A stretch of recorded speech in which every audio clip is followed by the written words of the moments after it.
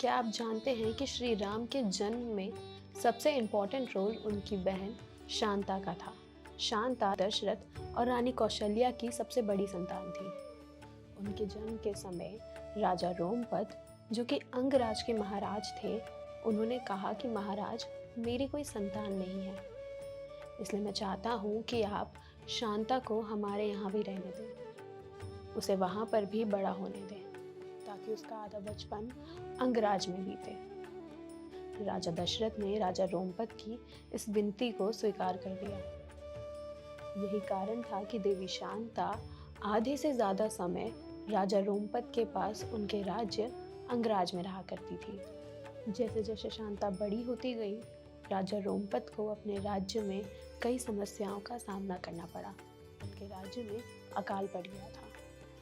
इस समस्या का समाधान एक विबंधक ऋषि के तेजस्वी पुत्र ऋषि श्रृंग के पास था।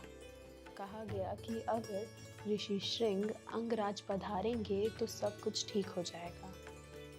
काफी प्रयासों के बाद जब आखिर में ऋषि श्रृंग अंगराज पधारे तो सब ठीक हो गया। और इसी बात से खुश राजा रोमपद ने शांता का विवाह ऋषि श्रृंग के साथ करा दिया। अब यहाँ कई लोग सोच रहे होंगे कि ऋषि श्रृंग तो ब्रह्मचारी थे, फिर उनका विवाह कैसे? तो दरअसल ब्रह्मचार्य दो तरीके के होते हैं। एक मुख्य ब्रह्मचार्य जिसे हम सब जानते हैं, और एक होता है गौण, जो ऋतुकाल में पत्नी के समागम से होता है। अब जैसे जैसे समय बीतता गया, वैसे वैसे राजा दशरथ अपने राज्य के लिए परेशान रहने लगे, क्योंकि उनका कोई पुत्र नहीं था।